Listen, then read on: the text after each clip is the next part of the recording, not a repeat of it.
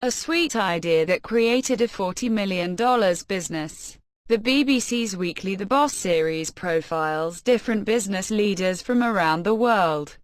This week we speak to Tara Bosch, the founder and chief executive of low-sugar sweets business Smart Sweets.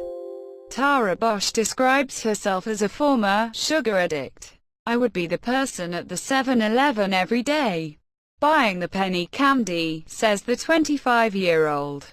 "But as I got older, I realized how much sugar was affecting my body image, my self-esteem, and just how I felt about myself. So 4 years ago, fed up with how unhappy and unhealthy she was feeling, Tara stopped eating sugar."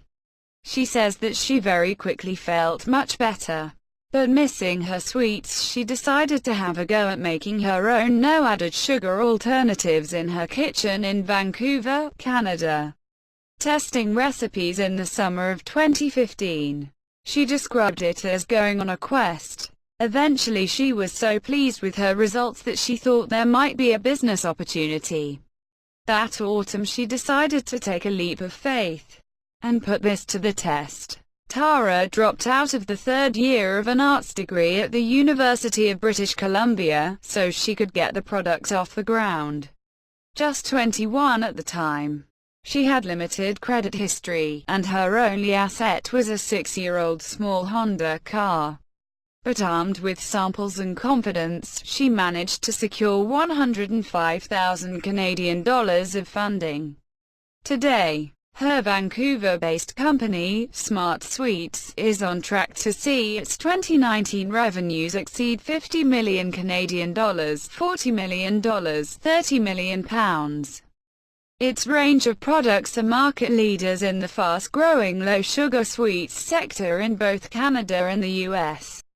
"This year we are helping people kick more than 1 billion grams of sugar," she says. To secure the initial investment, Tara had to write an intensive business plan, with detailed 2-year growth forecasting. And somewhat unnervingly, she had to take out life insurance. One of the terms of the parties involved was life insurance, and they had to be the beneficiary, she says. With the funded secured, Tara searched on the internet for potential suppliers and manufacturers, and worked on finalizing her recipes.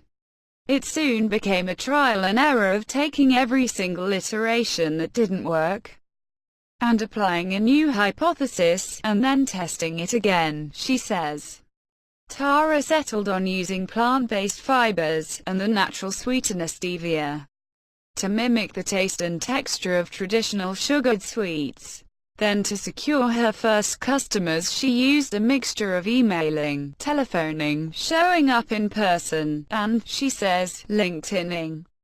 The first retailer to sign up was Vancouver-based Choices Market, and Tara remembers that she was incredibly nervous ahead of the first meeting. "I had called and emailed with persistence until they finally said stop by," she says. "And when I arrived out front, I was so nervous that I drove away. Then I drove back, had the meeting, and they became the first retailer to take a chance on Smart Sweets. A few other small Canadian chains followed shortly afterwards. Like I said, it's about persistence," she says. "I would email and show up until a business would say yes to a conversation, and from there I leveraged the success." Tara secured her first American customers in 2018, and the US now accounts for 80% of Smart Sweets sales. The manufacturing of the sweets also takes place in the US through contract suppliers. U.S. food entrepreneur and strategist Scott Semmel says he is impressed by Tara's passion. "An annual revenue of 50 million Canadian dollars is very successful," says Mr. Semmel, who in 2016 sold his best-selling confectionery brand Bark Thins to U.S. giant Hershey. "Just getting to $5 million isn't easy, and confectionery is dominated by a few big players. I think what's even more impressive about doing 50 million Canadian dollars in 2019 is the time frame in which she has achieved it. Tara has a great feel for the market. She thinks far ahead, now with 47 employees. Tara plans to start exporting smart suites outside of North America. She says that the success of the company has come through hard work and determination. For me growing up, I wasn't that smart or athletic, she says.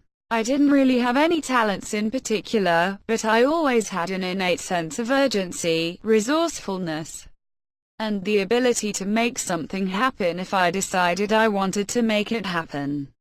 Smart Suites was the first time I realized the power of those three things combined.